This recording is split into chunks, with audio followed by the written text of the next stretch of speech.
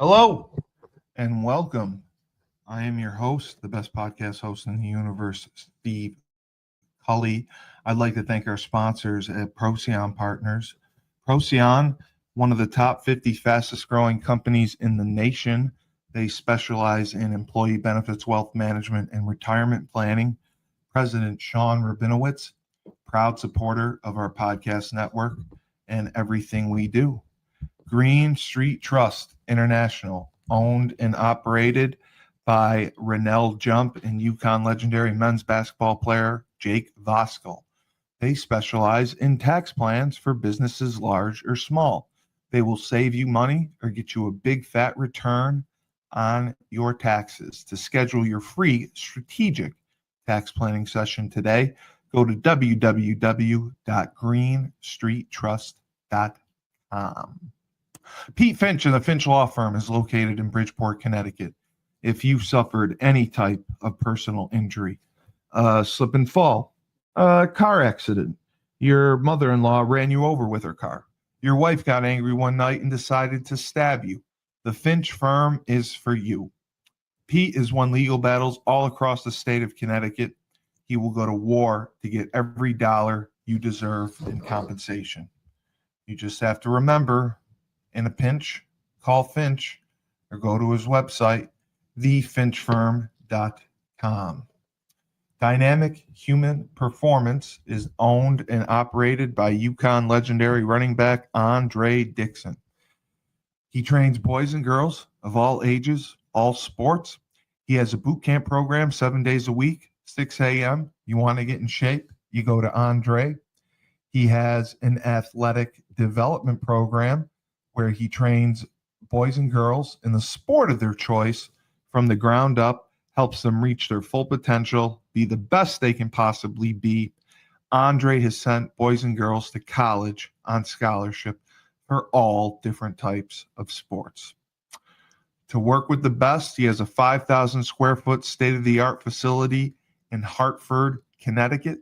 Go to www.dynamichumanperformance.com. All right. And here we are for Inspire Synergy with the man himself, Razul Wallace. Razul, how are you? Good. How you doing, brother? You got a lot going on. How are you? You're in the car? I'm in the car. I am. Yeah. I'm actually waiting on Ja right now to. Where are you? I'm in Hartford. We were doing. We were looking at some property, and he had to go pick up his son, and then we're carpooling to a holiday party for our business partner. Her nonprofit is having a holiday party. Oh, that's great. Yep. What's the nonprofit? Her nonprofit is CMW. They do like entrepreneurial support, help, guidance for men, women, and children. So basically everybody. But they have, they do a lot of different things from like back office support to like, I think they've done some government contracts. I think they actually have some government contracts now that they work on. I think the town or the city. They do a bunch of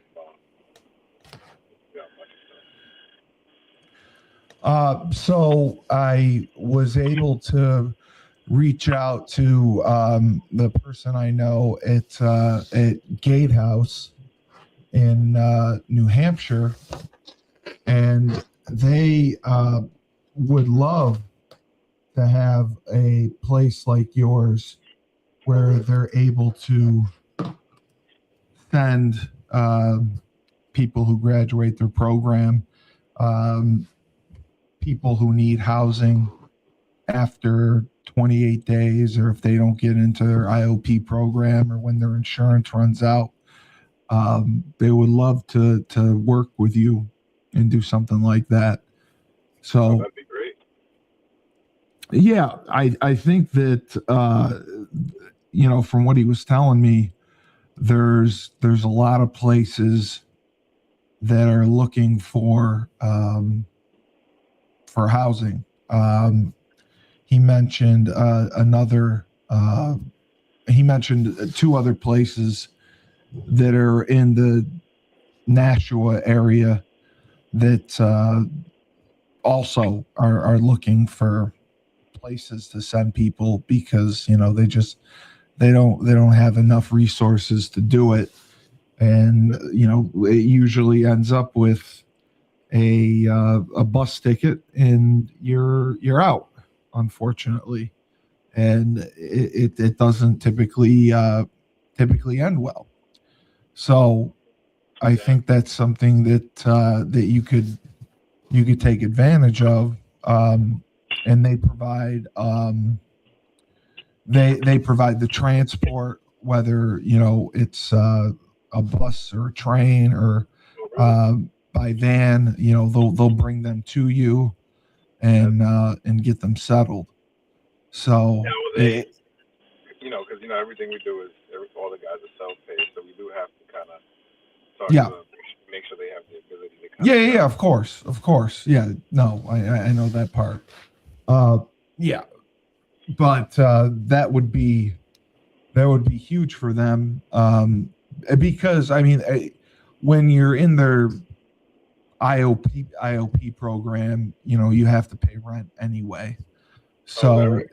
yeah, yeah, Oh, yeah. They just they fluctuate it based on whatever your income is, but they would definitely have people capable, and work with the case management to try to get them jobs ahead of time down in Norwich, before they sent them to you. oh, that's great. That'd be great. Yeah, yeah, that's what I think. I mean, the biggest thing is getting you a pipeline of men that can come in, that can pay, that can work, and get into your program, and then from there, like you said, it's developing themselves. Their work skills, assimilating in the house, and really getting back to a normal life. So I think it's a step in the right direction. And I think that there are, from what he told me, there are many, many places. Um, he gave me some in Massachusetts, from rehab centers to detox places, that you could that would work with you, and send you people, because they all try to have case management on the spot to get people jobs. So they would be able to come to you prepared and ready, to go to work and be able to pay. So it wouldn't be as much of a transition. The only question they had asked is, if they were able to get someone work, would you give them like a grace period of a week or two to be able to pay?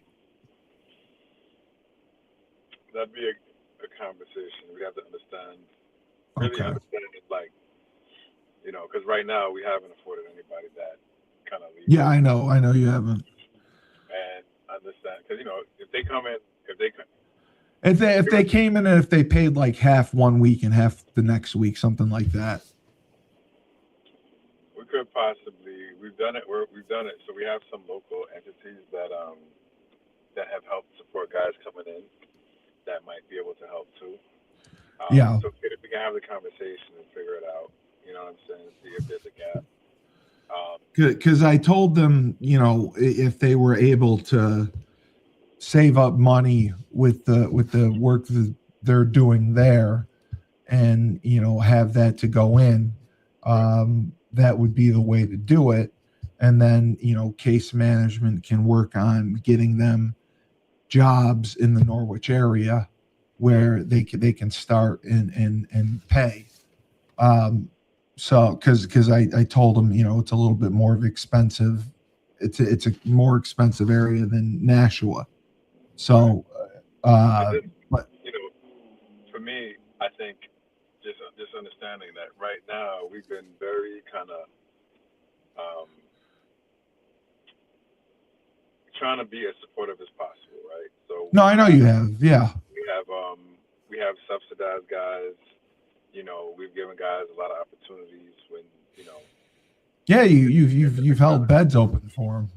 right? And we're at the point now where I got to be a little stricter because my main thing is even if I'm not making any money, just try to make it like sustainable. But once it starts to cost me more money, it becomes really challenging for me personally. You know what I mean? Where has it been a situation where guys have gone without paying rent for months or weeks or however it works?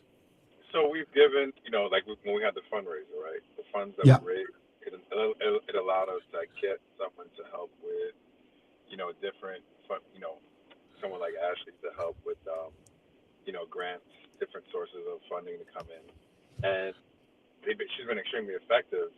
And I envision money coming in the recent future, but those will be specifically for the programs that are built off of that. And we've been able to use the difference of those funds to help subsidize guys that we feel are genuinely putting forth effort, right? Right. Have a growth mindset, but we kind of offer them a subsidy, right, where they might not have to pay 1 or 2 weeks or give them a break for a month or two, but they're men that have displayed like a genuine effort, but are just having To get a specific, job or yeah. right? Whether it's someone that is on the offenders list and that poses additional risks, or someone that has disability and they are very limited in what other work they can do. You know, um, so we have offered those things, but at some point you got to kind of have like a hard No, set that's a because challenge. If you know. Um, so at the very least, one of the things when guys come in, um, kind of making sure that they have some skin in the game, and even then, with some of the local agencies that we have, it's $1,000 deposit that covers your first month's rent and to move in, and then we've had a yes, couple of yes. partner agencies that have, they've given 200 towards it. Like one will give 200, and sometimes two will give 200, so then they only give 600. But they have to put forward the effort of making the contact with them, talk to them about their situation. You know what I'm saying? Having them commit to it, which isn't very hard, but at least if they put forward effort, that's something. That says a little bit more than us just giving them or cutting them a break. You know what I'm saying? Yeah, of course. Yeah, it it's a big difference. But And it reinforces up a little bit, reinforces us a little bit financially. yeah, it shows their commitment to the house and the commitment to what you're offering to them. Yeah. Um, have do you have people who work specifically in case management that help people in the men in the house get jobs, or is it specifically on them to look for work? So we've tried a few different case managers. You That have, did, yes. that didn't work out for whatever reason. We've also leaned on some other agencies that have offered support, not just financially, but The right, the with workplace ways of doing. development. We're actively working on a program right now um, with some potential partners to help, like, um, shore up our programming. Like I talked to you about before, where we want to do the trauma, um, workforce development, financial education to help guys in that path to like independence. Yeah. Um, so there's a whole structure, and we have a couple meetings tomorrow and next week um, because there's funding available that can help support some of that stuff, and Yeah. that will make that'll reinforce what we're doing and we'll be able to better serve the men too. So I ideally, if you were to put a structure in for the program, you would like the men to get up in the morning. You would like them to go to work. Yeah. You would like them to come back, have dinner, do whatever, go to a meeting, and have some time to chill and get to bed. Is that kind of what you're looking at? Or if they're not going to a job, doing some workplace development, doing some skill development, or actively pursuing employment Yeah. Or during that time. any of those. And if there is an employment limitation, one of the things because we've been one of our area partners is United Way, and in our last meeting they talked about some of the new requirements for continuing to receive like SNAP benefits and government subsidies, and they're going to require, at least to the best of our knowledge right now, right? Hours of work, right? At least 80 hours of Yeah, they are. I know. work or volunteering. Yeah. No, I saw that. So even if which I think might have some potential benefits, but also I can see having challenges. Well, they're looking for really 20 hours a week of part-time work to qualify for SNAP benefits. Right. That's what they're kind of trying to do across the country, because Right. they feel that people take advantage of it, and it hasn't been used the right way. It's kind of been the same way with the I just had James on, and we were talking about the Affordable Care Act, and he has been hesitant to put people in the Affordable Care Act because there's so many unknowns of what's going to happen this coming year. And he doesn't want to put people in it because he doesn't know what they're going to get out of it, and it could be really negative. So there's so much change going on that it affects all aspects of life for these people. Yeah. No, it's I think we're coming upon some really interesting times. I mean, there's a lot. And when you think about these individuals, like a lot of them are getting benefits because of personal challenges, like Well, right, and they get SSI typically, right? Oftentimes they'll get SSI. Yep. Okay, but that's figure, nothing. Now you figure these people who may or may not have some level of mental health challenges having to be, put in one area to work with other people that may or may not have mental health challenges. Doing something that may or may not trigger them. It's just a lot of variables. I mean, you could potentially, get. So, what's up? There's Ja. Hey, what's How up, you doing, Ja? brother? Long time no see. Great to see you. Great to see you. I'm glad you're going to a party. What'd you say? I'm glad you're going to a party. You're going to a holiday party, correct? Yes. Yep. It's Yeah. that time of year. Tis the season. You look nice. I like the red shirt and the tie. See the hat? No, I don't see that. I see the hat. I don't see what it says on it. Is it slaying it? Oh, it does. At first I was like, is that a MAGA? MAGA? That's the kind of when I was This thinking. I got this before MAGA. Before Josh MAGA was a thing. And Josh it was a rocking a MAGA hat. That's great. I would be in deep trouble. That would be phenomenal. Ja, I would pay for you to wear a MAGA hat for a day. Just one day, please. That would be dangerous. You better be paying like very well. Very well. Yeah. And I keep seeing commercials about being part of the ISIS. Yes. Yes. Yeah. You want to be part of ICE? You can be part of ISIS. I keep seeing commercials. That's crazy. It's crazy. So over there, brother? I don't see any signs. Yeah. Probably in the back, maybe. Yeah. Do you know exactly where you're going, or Are you there? Oh no, we're about 45 Oh, minutes. I got you. Kind of at a central part where we can carpool, and then at the end of the day, There's street parking here, so I must park on the street. all right, And then I'll walk over. all right, thanks.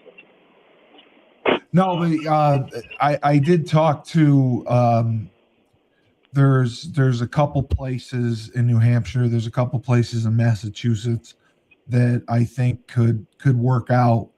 That I gotta have either you or Ja have contact with, because I think there could be a way for it to work where because a lot of them have jobs and work now in the IOP program that they have, and they want to graduate them from it, and move them on, and if they can save their money and at least have 2 months rent available, come in with that, and then work, because they have case management, work with their case managers and find employment around the Norwich area, because you have Marcus that helps transport guys to jobs.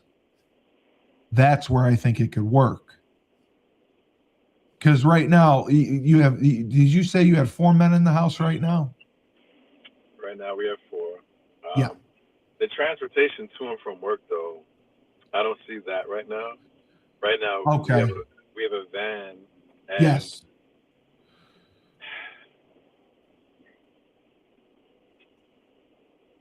It's not. I'll say it's not house to change. It's my personal van that I lend towards the house when like right now we do a food pickup and distribution. But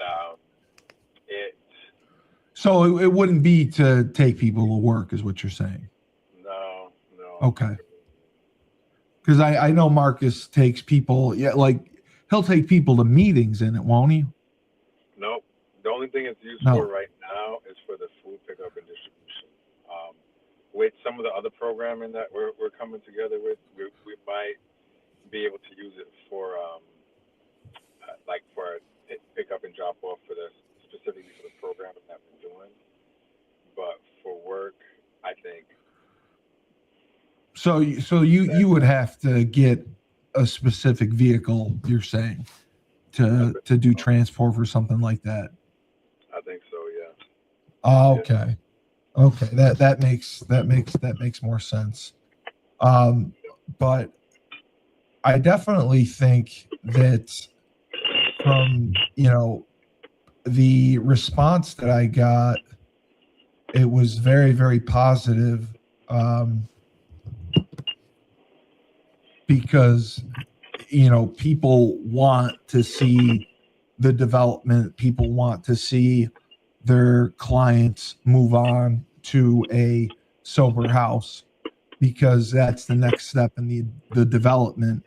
And you would be getting people who are at least 3 months clean, which is a little bit different than a few days, a week to 28 days. You're getting guys who are used to working and going to meetings, and sobriety is a priority for them. Now the other thing they asked, because you have a house for men, would you consider another house for women? We are considering it. Yeah. We are considering it. I think one of our partners actually has a house. It's not. We have a couple options. We You do. We do. So we are considering it. That's the short answer. But exactly when that'll happen, I'm sure. Are the men allowed to bring, if they have a significant other, over to the house?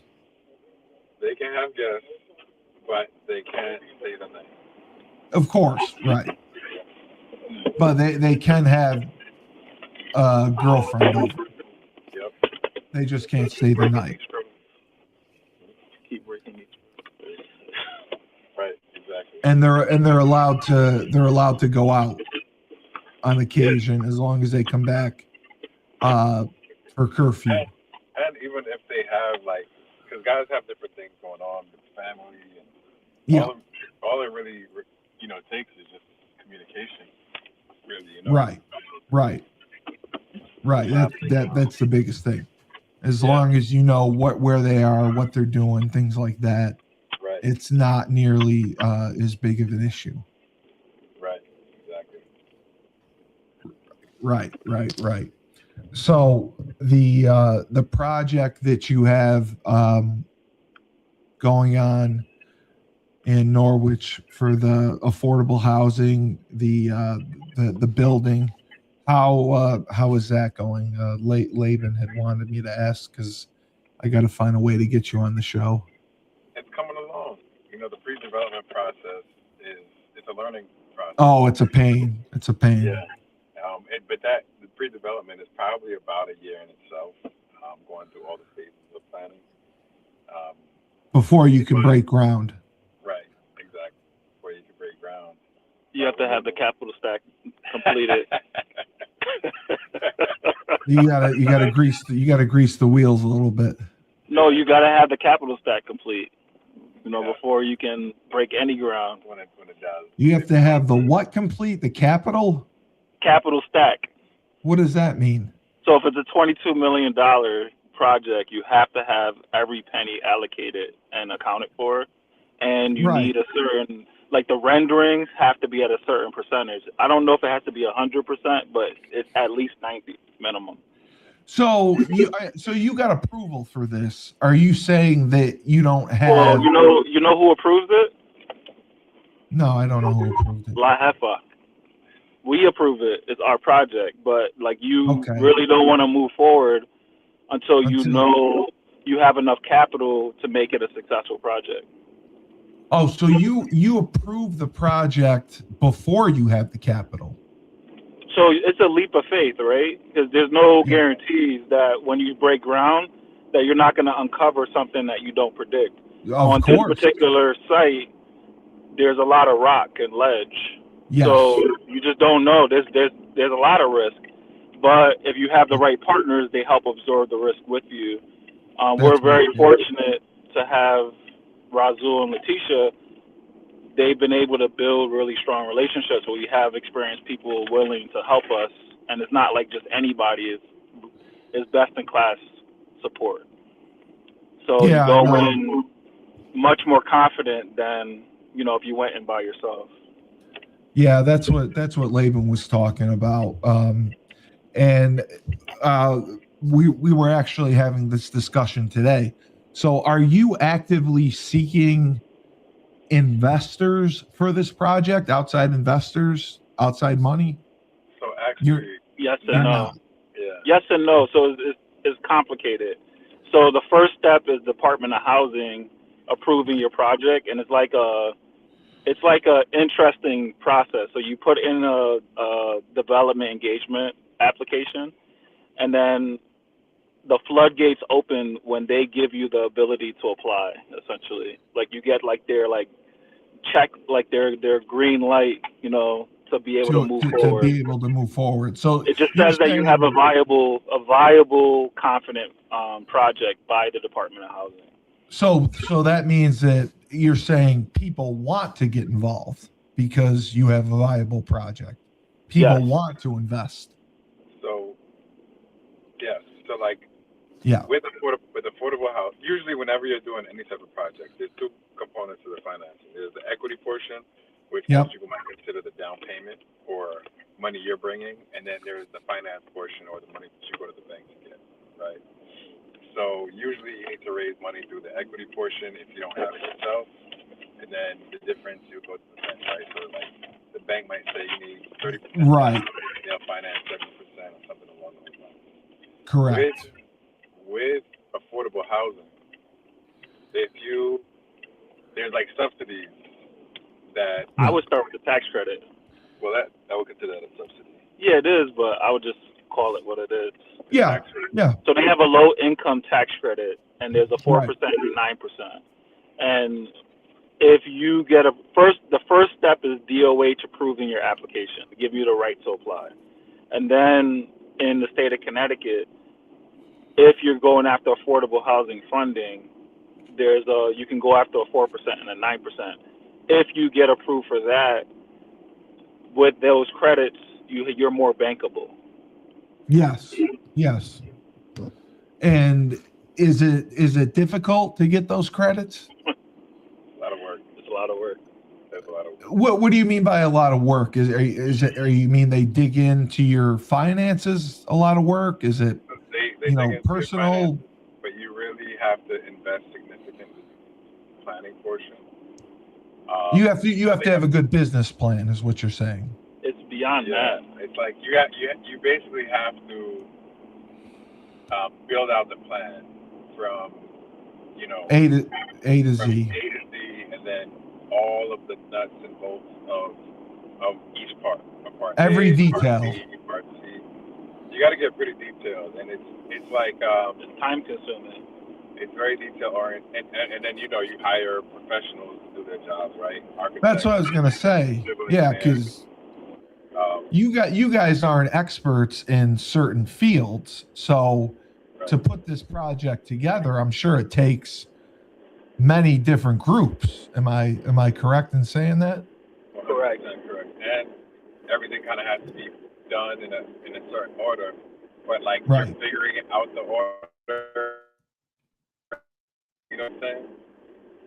So, and that's part of why we basically have to get it to a certain point in the pre-development process, and then we have a couple of experienced partners that on a short list of potential partners that we're going to work with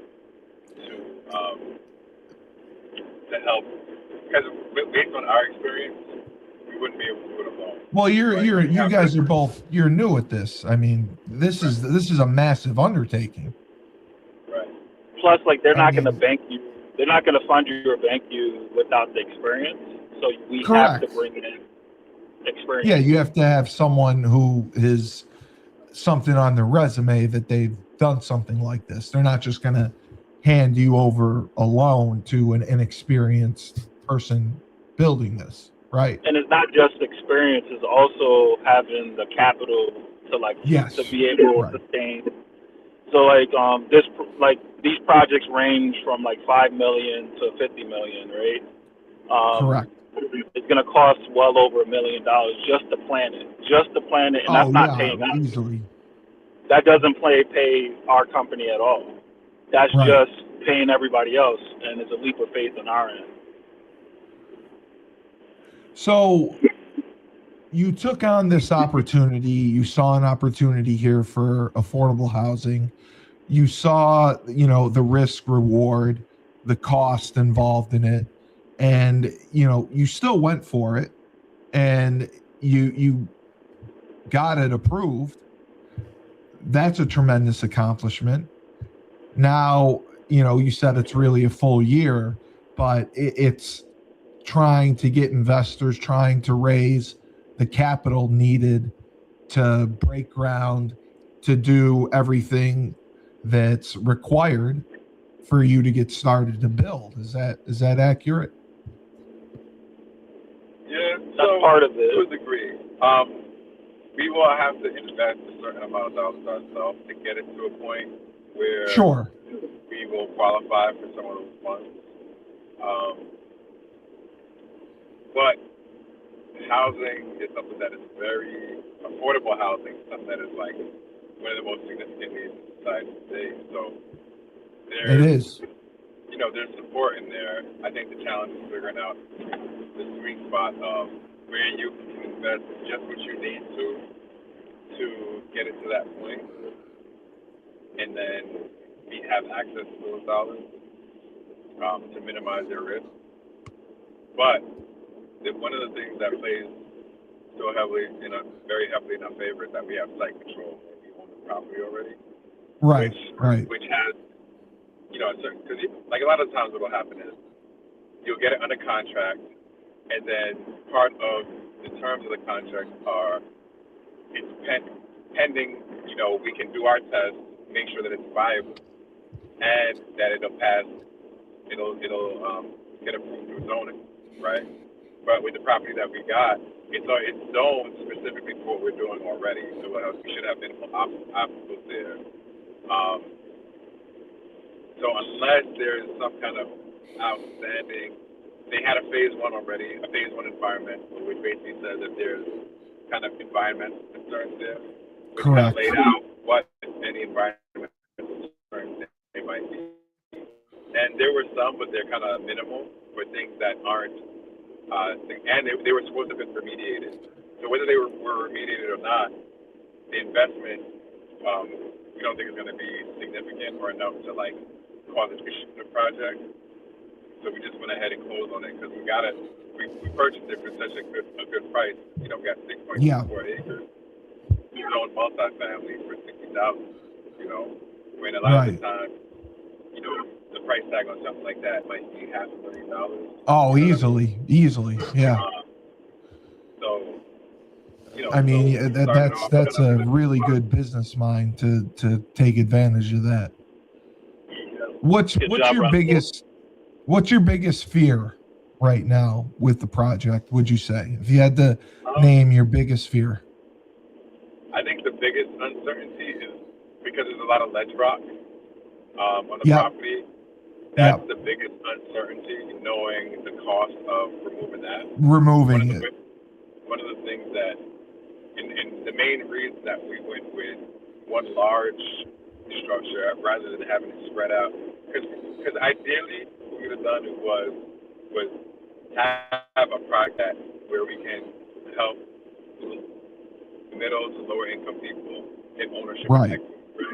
So we could have done, a number of 3 to 4 unit properties that people can buy, and the economics of it make it so that they can get ahead financially.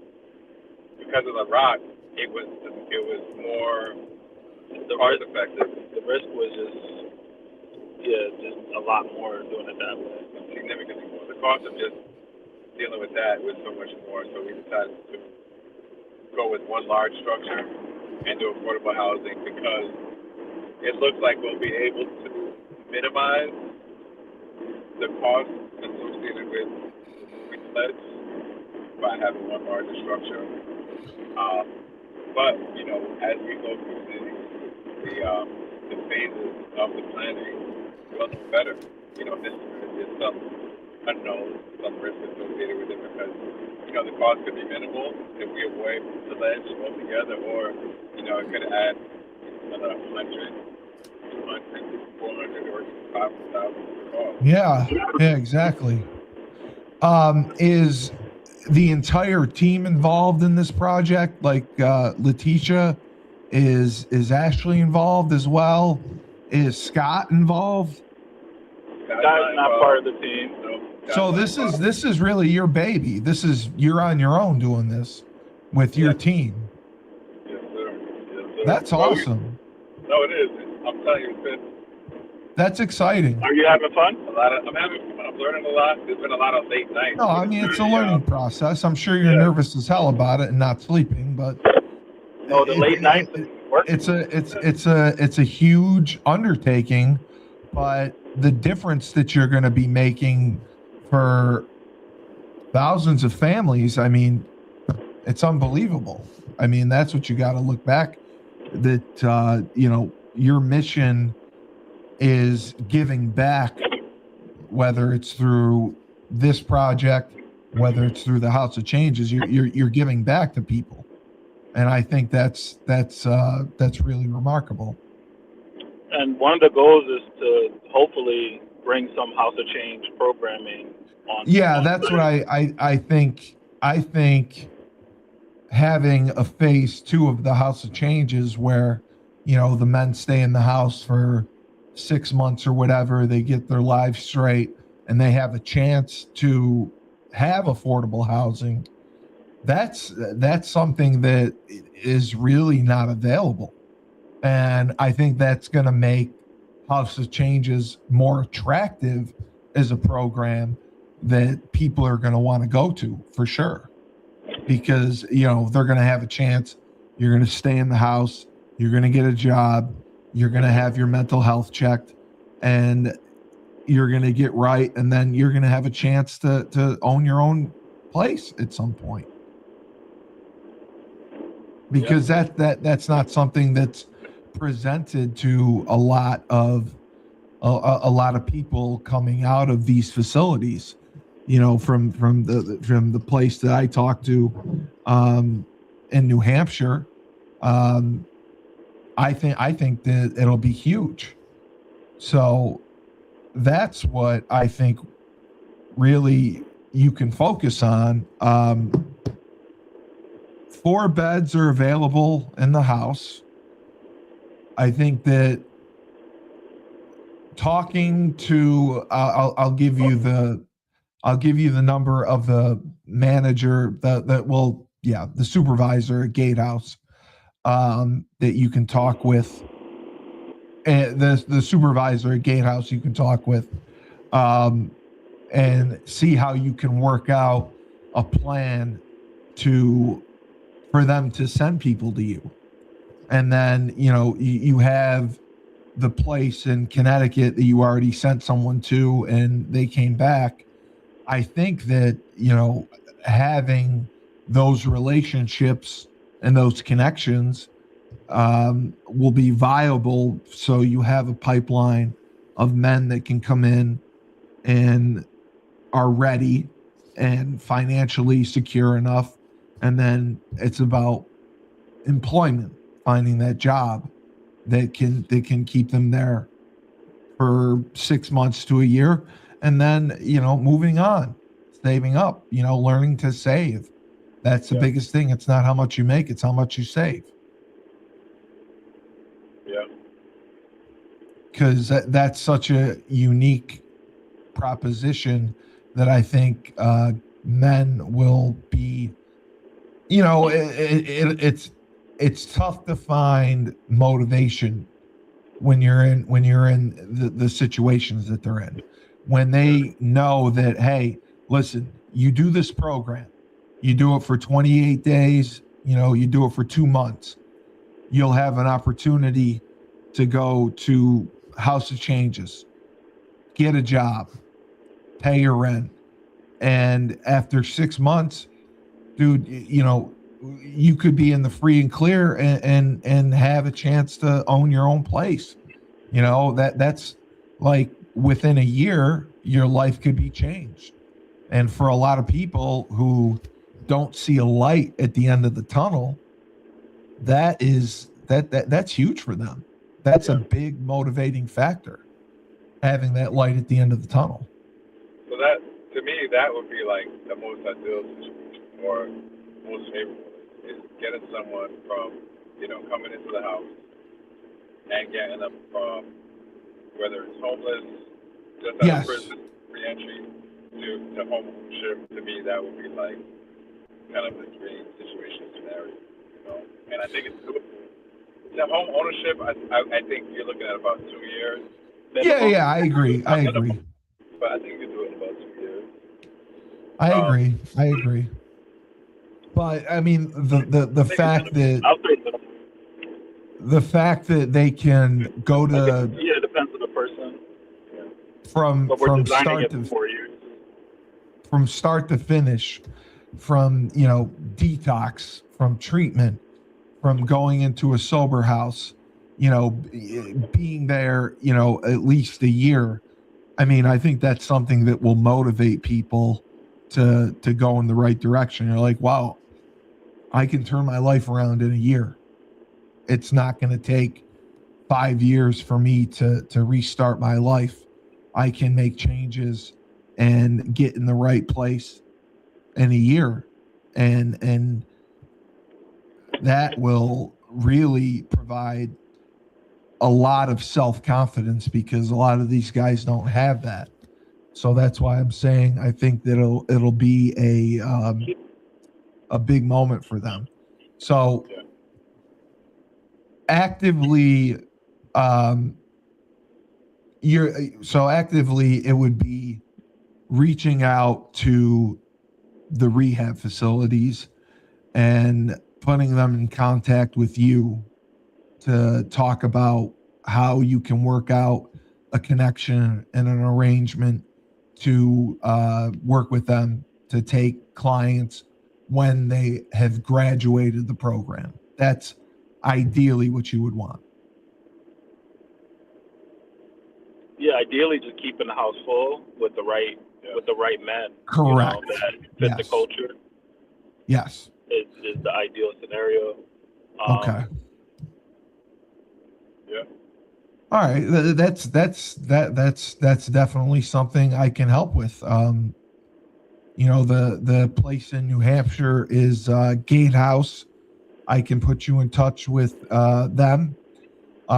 They gave me 2 other places, and then I'll look through Connecticut and reach out to them and see if how long their program is, and see if they can talk with you about putting together a partnership. So at least there'll never be a situation where your beds are empty.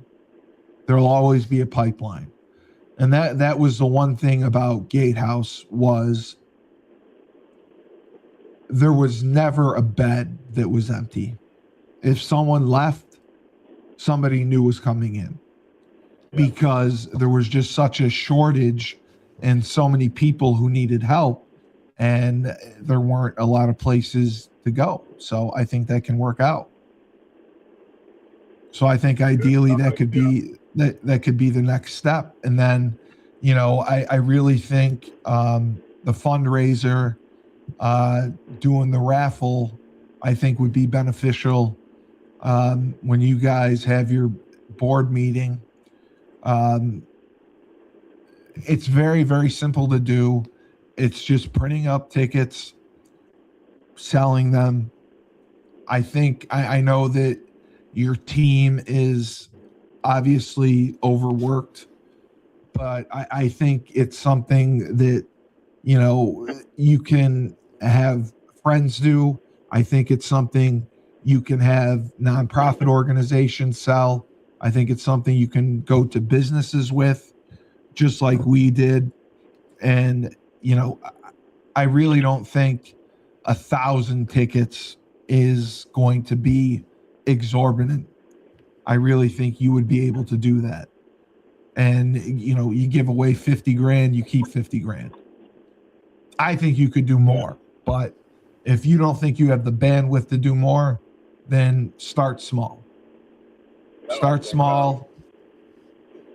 And you have to realize, you could. Our board meeting Monday, because if you're gonna good. If you want me to talk about it at the board meeting, I'll come on Zoom and talk about it, because I know for a fact it works. If it worked in Utica, New York, where we're poor as shit, and we sold tickets literally from July until October, 3,000 tickets. But we did have businesses involved. We did have more people involved. But how many members do you have on the board? On the board, we have about, just because people are in it, from month to month, are present or not present, from my bed, top of my head, I want to say like 10-ish. 10? Active board members, Yeah. So you have 10 board members right there. Realistically, between 10 board members, friends and family, at minimum, they should be able to sell 10 tickets. I think, I was able to sell 20 tickets. I think they could sell 20 tickets. And then that would buy tickets. We buy tickets anyway. And then you guys do open houses, right? On the real estate side, yeah. Yeah. So that's what I'm saying. On the real estate side, you do open houses. You can bring tickets there, sell them there. Yeah. There's nonprofit organizations and businesses that would allow you to have tickets sold there. So that's why I really believe it can work. I've seen it work, and there's no overhead. And then if you want to have your dinner in April, where you announce the winner, you give away the money, and you know you keep 50 grand. I mean, it's 50 grand. Let me ask you this: when you are advertising for it, right? Do you commit to the amount, or do you just say it's, you know what I'm saying, like It's a 50-50 raffle type of thing. right? Like, would you say, you know, enter for 10,000, and you know the winners to be announced, you know, April 16th at the fundraiser, and then because then you're kind of committed, right? You have to get Yeah, the we committed to it. It wasn't Trisha's idea to commit to it. It was her boss's idea to commit to it. But you know, you could do it that way. I mean, you could say, you know, we're doing a raffle. I would say at minimum, you know, you have a chance to win $10,000, and then as ticket sales go, you could absolutely up it. And you know, if you're able to sell, like, I really believe you'll be able to sell 1,000 tickets within 2 months. I think it's something that'll go fast. Cully, you think you can help us get on like the local like radio stations to announce it? If we do it? Of course. You help with that? Of course, yeah. Joe D, absolutely. Thank you. 97.9, yeah, absolutely. Yeah. Maybe even 97. What is it? What's the one, the big one? 93.7? Hot 93.7, yes. What I would also do is I have built up my YouTube channel along with Dave's.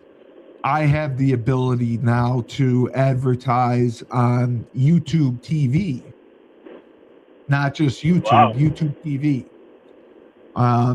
So I could do something where if you spent if you were able to spend probably, I would say $75 a week, I would do 2 hard days of primetime ads for it and see how it worked out.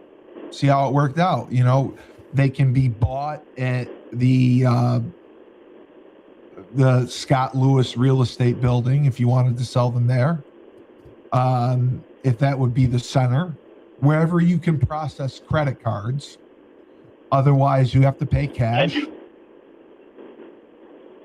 Yeah. What? Where do you have some platforms to be able to process payments too? But we can kind of cross that bridge. Let's put the horse first. Yeah, what we did was at the businesses, they had to pay cash. If they wanted to pay with a card, they had to come to the animal shelter to pay with a card. Or they could call, or we would have them call from the business and we would process their credit card over the phone. Okay. And it's also something you can do on if you have Stripe or there's other processors, you could do it on your website because you take donations on your website, correct? Yeah, we have we already started. We built out a lot of the payment platforms, so a lot of that is built out already. So that's another way to do it. You could say you could buy tickets right on our website. So that's why I really believe, like, I think you could sell 2,000 tickets, but I think start with 1,000, see how it goes. And I know that you don't want to involve your team because your team's overworked, but I think we have enough friends who would sell tickets, like Razul. And I think this is a project Scott would want to be a part of because he's big into raffles and stuff like that. Yeah. It's a lot of fun, man. Yeah, he's actually doing one right now through Louis really for a script. And then he's actually announcing it during UConn basketball games, the men and women. You know how good UConn basketball is doing right now.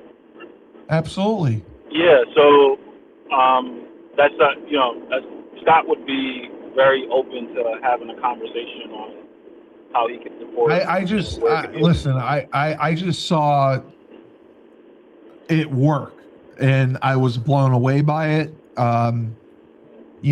Trisha, I mean, she's a mastermind.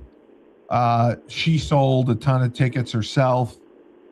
We had a great team, and we had businesses involved.